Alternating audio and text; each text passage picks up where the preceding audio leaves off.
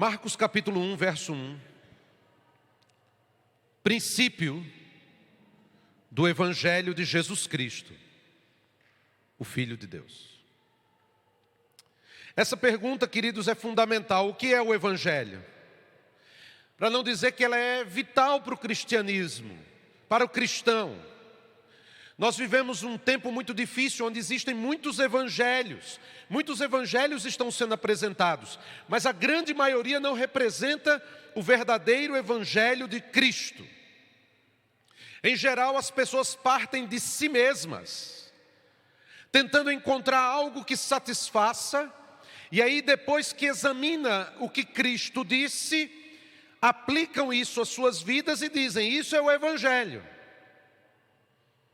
Mas agir dessa maneira, além de desonestidade intelectual, é uma armadilha, porque não há nada mais perigoso do que uma meia-verdade. Quando olhamos esse evangelho de Marcos, e o evangelho de Marcos é um evangelho muito interessante, porque ele é um evangelho que é um testemunho do próprio Pedro, né? Os relatos da igreja cristã, né, os pais da igreja falam de que Marcos escreveu o evangelho a partir dos relatos de Pedro, quando estava em Roma.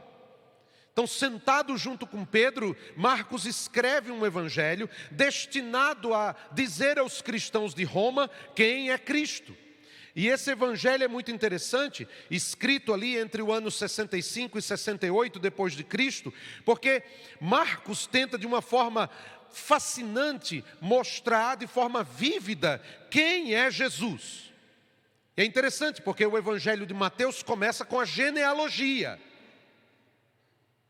Evangelho de Jesus Cristo, filho de Abraão, filho de Davi. Abraão gerou Isaac, Isaac gerou Jacó, Jacó gerou... Por que começa Mateus dessa forma? Porque é um evangelho para judeu. E o judeu quer saber o seguinte: esse Messias que vocês estão dizendo, é judeu? É de fato filho de Davi? Filho de Abraão? É o Messias prometido nas Escrituras? Mas Marcos não está escrevendo para judeus. Marcos está escrevendo para a igreja de Roma. E para a igreja de Roma, eles queriam saber o seguinte: este Jesus a quem vocês falam, é divino? Ele é Deus mesmo? Ele é poderoso? Ele é maior que César? Por isso o evangelho de Marcos não começa com genealogia. Mas Marcos começa falando exatamente isso. Evangelho de Jesus Cristo. E aí a gente precisa definir o que é evangelho, né? Esse princípio do evangelho. É interessante que Marcos começa dizendo isso, princípio do evangelho. E o que é evangelho? É interessante que a palavra euangelion tem uma perspectiva alegre, porque ela é a proclamação de um comunicado político, de uma vitória militar que trazia benefício às pessoas. Por isso a ideia da palavra evangelho ser boas novas, porque ela representa o âmago da mensagem da fé cristã.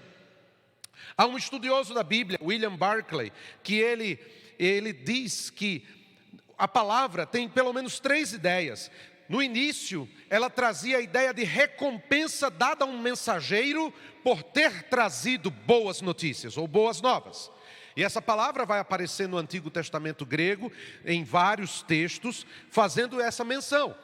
Dentre elas, aquele famoso texto clássico de Isaías, né? Quão formosos são os pés daqueles que anunciam boas novas, coisas boas.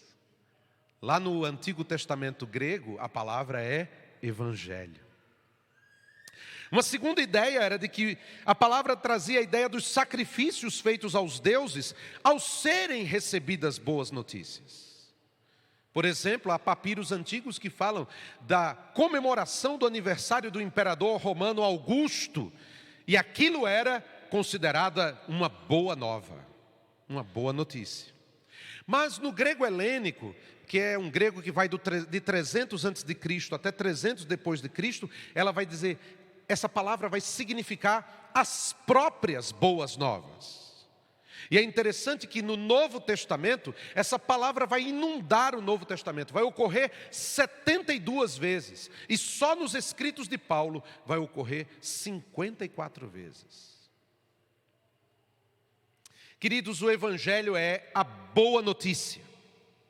Mas a questão é o seguinte: que boa notícia é essa? A quem ela fala? Qual a sua relevância num tempo como o nosso de apostasia?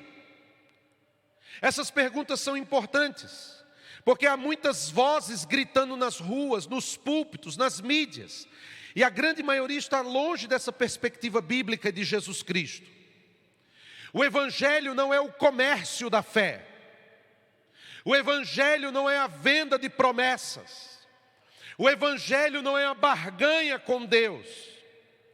O Evangelho não tem nada com o ser humano na sua perspectiva, embora fale para o ser humano.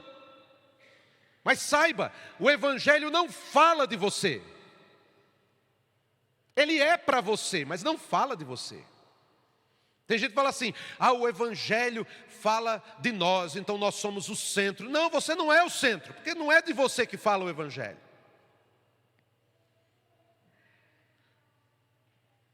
O Evangelho, queridos, é a boa notícia da humanidade, para a humanidade.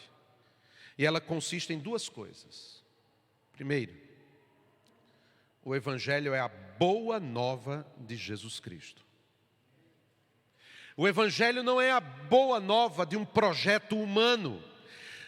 Marcos não falava de um homem comum, mas ele falava de alguém prometido nas Escrituras. As boas novas são de Jesus e falam dele mesmo, porque essa é a essência da mensagem, porque a essência da mensagem é Jesus Cristo. A boa nova é a própria pessoa do Senhor Jesus. Ele é a figura central desse Evangelho. E um fato interessante é notar, veja que na sua Bíblia, no versículo 1 de Marcos, Marcos vai unir dois nomes: proclamação da boa nova, do Evangelho, de Jesus Cristo. Interessante que o nome Jesus é utilizado desde o Antigo Testamento, só que na outra forma, Josué. E Josué significa: o Senhor é a salvação. E ele também é designado de Cristo, que Cristo é a tradução grega de Messias. Messias, que é a esperança de Israel. Ao declarar isso logo no início, princípio do Evangelho de Jesus Cristo, Marcos está dizendo: este Jesus a quem anuncio, este Jesus a quem vou falar agora, contando a sua história, ele é o Cristo prometido nas Escrituras. Ele é a salvação do Senhor.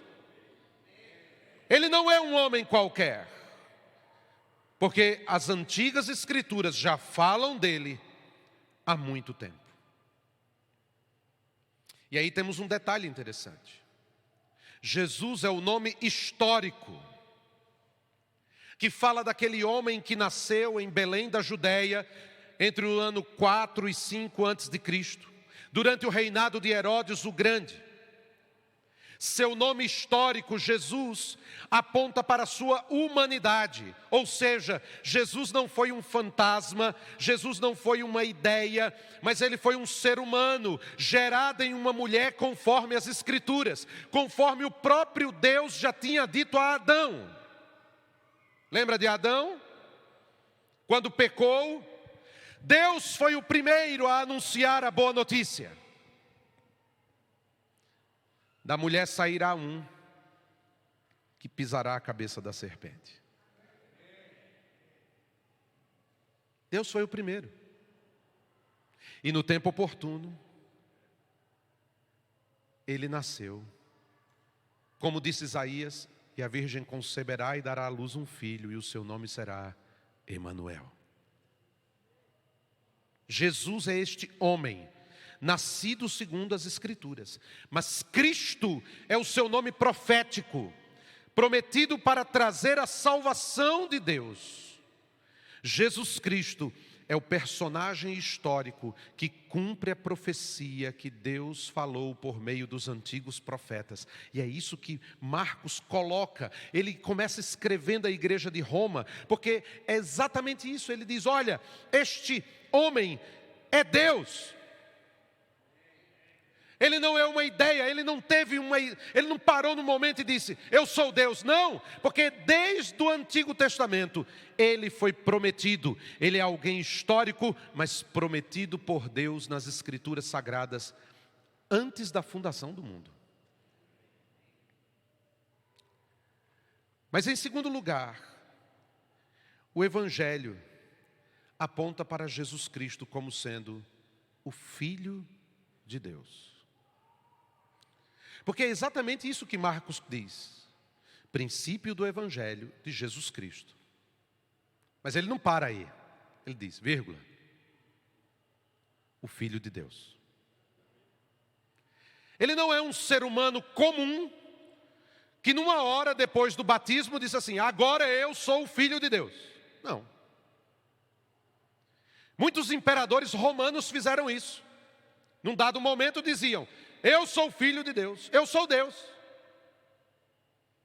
Ele também não era um simples profeta, como pensam os muçulmanos. Alguém com um ego grande, capaz de atribuir para si um título pomposo. Não, Jesus Cristo é o homem prometido nas Escrituras Sagradas como o ungido de Yahvé, o Filho de Deus. E quando Marcos coloca isso, logo no início do seu evangelho, ele fecha a porta para qualquer ideia de que Jesus fosse meramente um ser humano como os outros. O evangelho é a boa nova de Deus, porque vem de Deus, mas também é a boa nova de Jesus Cristo. O evangelho gira em torno dessa afirmação poderosa: Jesus Cristo é o Filho de Deus. Como Marcos está escrevendo para a igreja de Roma, eu quero que os irmãos pensem nisso. Roma é o centro do poder. E o imperador se autotitulava Divino e Filho de Deus. Quando um crente em Roma dizia: Jesus Cristo é o Filho de Deus, irmãos, isso não era apenas perigoso, era mortal. Hoje a gente canta Jesus Cristo, Filho de Deus. Os crentes em Roma, ao afirmarem que Jesus era o Filho de Deus, isso era uma alta traição. Porque somente César era considerado o Filho de Deus. As pessoas tinham que chegar diante da imagem de César e jurar pelo seu gênio. E dizer: Ave César, Filho de Deus. Porque embora o Império Romano permitisse uma diversidade religiosa, eles exigiam o culto ao imperador. E aí o cristão não adorava o imperador. Ele, quando chegava diante da imagem de César, ele dizia: Jesus Cristo é o Filho de Deus. Veja, por exemplo, que Júlio César mandou construir uma estátua em sua homenagem, e no pé da estátua está escrito: Deo invicto. Deus invencível. O seu filho de adoção, Augusto, mandou construir um templo em Roma ao divino Júlio. E atribuiu a si mesmo o título de Divi Filius, Filho do Deus. Entretanto, a igreja de Roma anda na contramão. Ela diz: não, Jesus Cristo é o Filho de Deus. Ele não é um homem que pretensamente se diz o Filho de Deus, mas ele é o Deus encarnado, desceu de sua glória e assumiu a forma humana. Eis a razão, queridos, porque o Evangelho de Marcos pode ser sintetizado nessa imagem. O Evangelho de Marcos é dividido em duas partes. Nos capítulos 1 a 8, ele é Jesus o Cristo. E nos capítulos 8 a 16, ele é o Filho de Deus. E aí a pergunta é: qual o centro do livro do Evangelho de Marcos? É a confissão de Pedro. em Marcos 8, 27 a 31, quando Jesus diz: e vós, quem dizeis que eu sou? E Pedro diz: tu és o Cristo, o Filho do Deus vivo.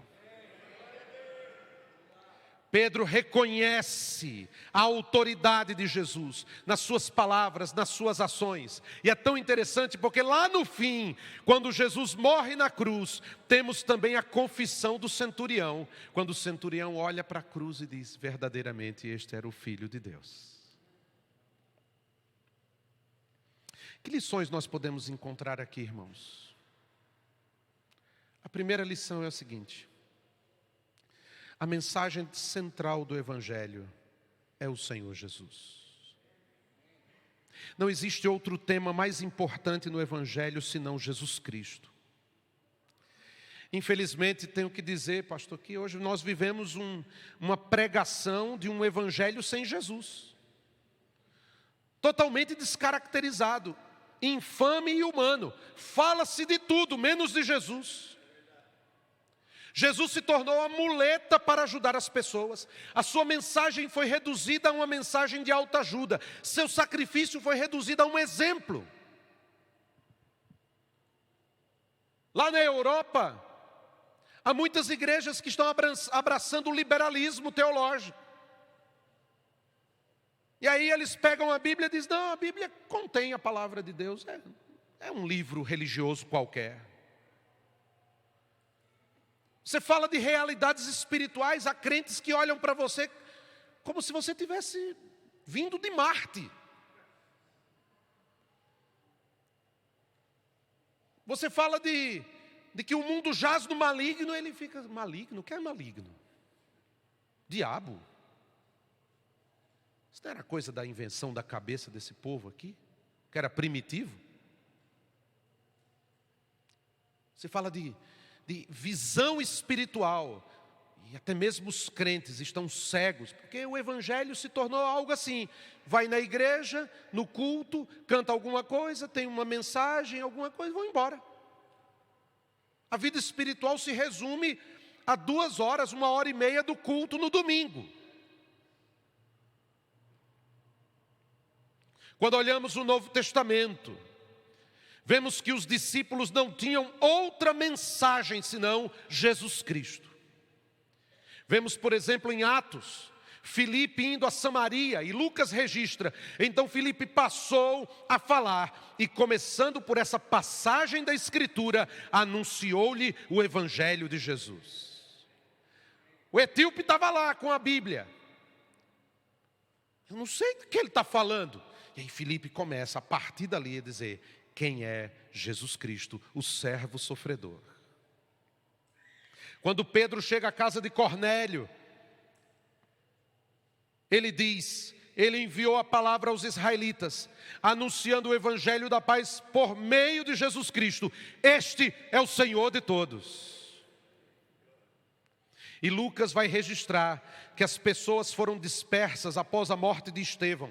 E esses crentes iam pela Fenícia, por Chipre, Antioquia, anunciando a todos os judeus e gregos o Evangelho do Senhor Jesus. Sim, irmãos, vivemos tempos difíceis de heresias, talvez igual a do período da igreja da Galácia. Mas veja o que Paulo disse às igrejas da Galácia: estou admirado de que estejais vos desviando tão depressa daquele que vos chamou pela graça de Cristo para outro evangelho, que de fato não é um outro, senão que há alguns que vos perturbam e querem perverter o evangelho de Cristo. A questão hoje é semelhante. Há muitos evangelhos, mas nós precisamos compreender que a mensagem central do Evangelho é Jesus Cristo, o Verbo encarnado. Nossos olhos precisam estar voltados para Ele. E finalmente, o Evangelho enfatiza a obra e a beleza do Filho de Deus. A pergunta é: se Evangelho é boa nova, que boa nova é essa? Deixa eu te dizer, essa boa nova não é para você ser próspero. Entendeu?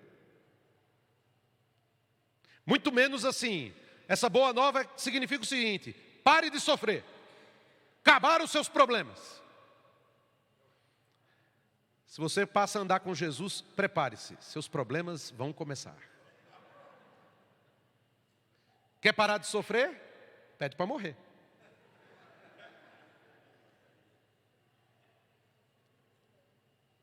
A pobreza da maioria das pregações da atualidade é de que hoje se enfatiza somente as bênçãos de Deus e não a beleza e a grandeza do Filho de Deus. Queridos, o Evangelho aponta para a obra do Filho de Deus como Redentor e Senhor.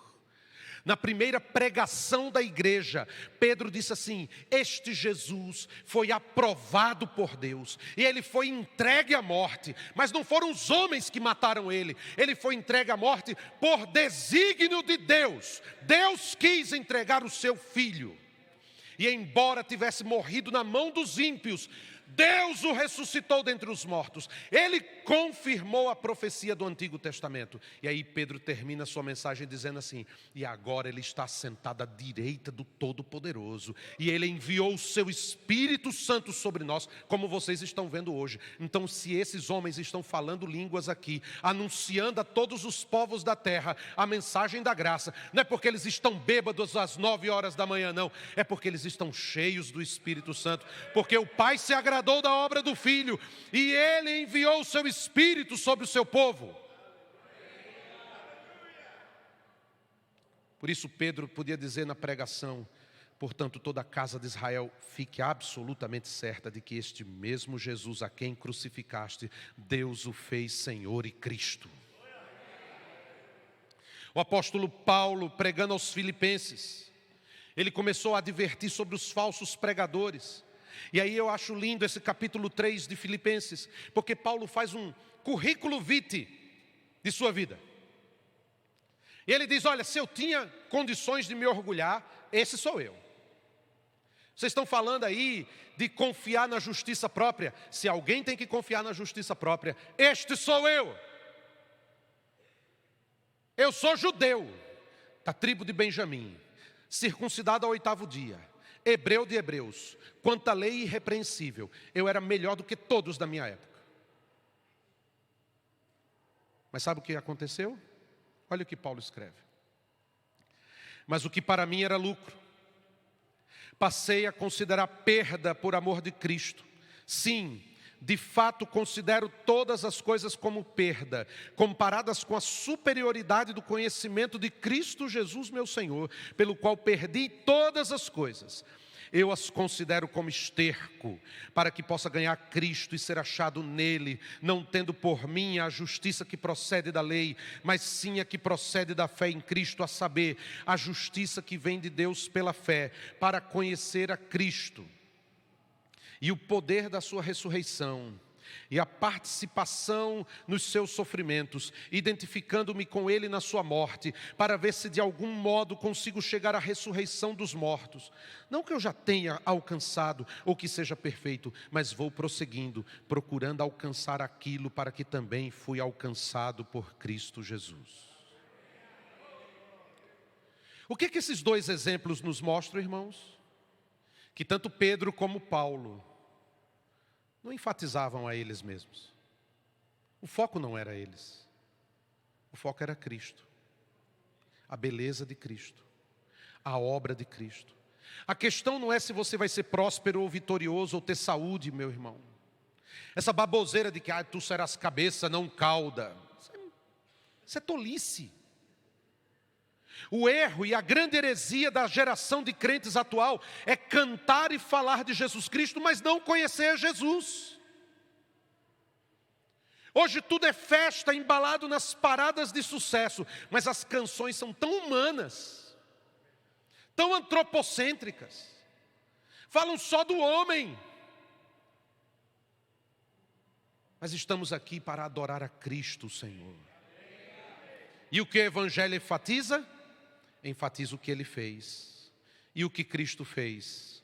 João vai dizer que Ele é a propiciação pelos nossos pecados, não somente pelos nossos, mas também pelos pecados de todo mundo.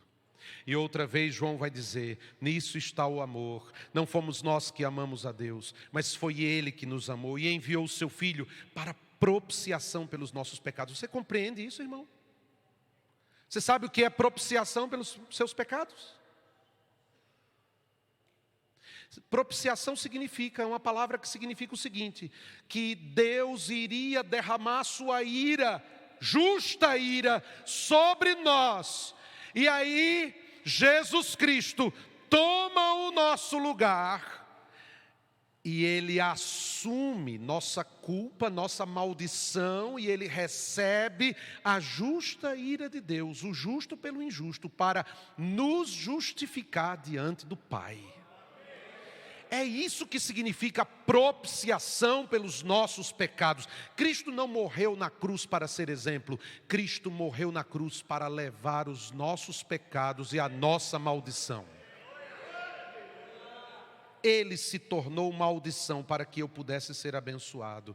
Na cruz o justo foi condenado em meu lugar. E a questão é a seguinte: por que eu tenho que enfatizar bênçãos materiais, se Ele é a maior bênção que eu tenho? Tem crente que vive de slogan, né? O melhor está por vir. Não, meu irmão, o melhor já veio. Chama-se Jesus Cristo, Filho de Deus. Ele veio.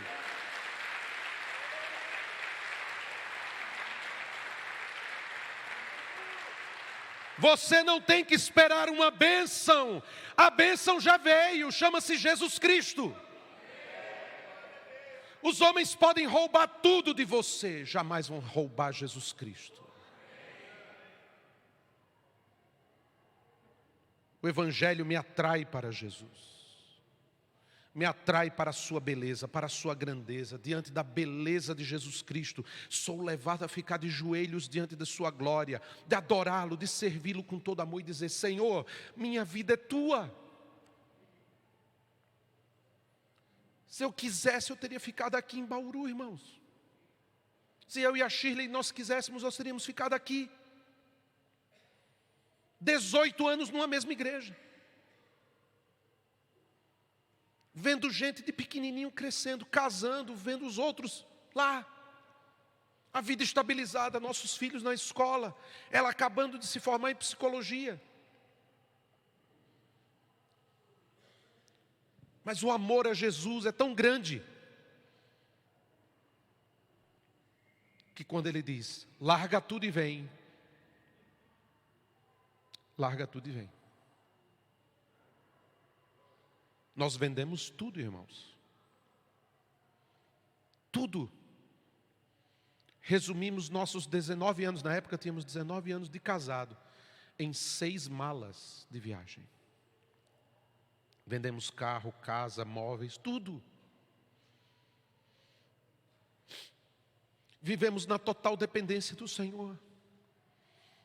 As igrejas francesas não podem sustentar um pastor, porque a média de membros de uma igreja francesa é 30 pessoas. Só esse auditório aqui tem pelo menos umas 20 igrejas francesas. Metade do meu sustento vem do Brasil. Em 2 anos, eu tinha que levantar 1.800, tenho que levantar 1.800 euros por mês. E teve mês que estava 5 por 1 euro. Em que a oferta se transformou só em 900 euros. Mas o Deus que chama é o Deus que sustenta. Não faltou nada. Por quê?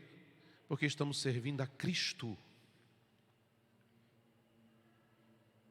Eu não espero riqueza de Jesus, porque Ele é a minha riqueza. Eu sei que Ele é fiel. Diante de Cristo eu só o adoro. Sou incapaz de pedir alguma coisa para Ele, porque Ele é meu tudo. E é isso que os escritores do Novo Testamento tinham. Jesus Cristo é o centro, Jesus Cristo é a base, Jesus Cristo é tudo que precisamos. Isso é Evangelho. Deus nos ajude, irmãos, a viver só para Ele, para a glória dEle. Que o Senhor nos ajude a olhar o Evangelho não como uma troca, mas como algo que fazemos assim: eu te dou tudo, Senhor. Meu coração é teu. tvcmc.com.br é o nosso canal para compartilhar o Evangelho do Reino de Deus e o senhorio de Jesus Cristo.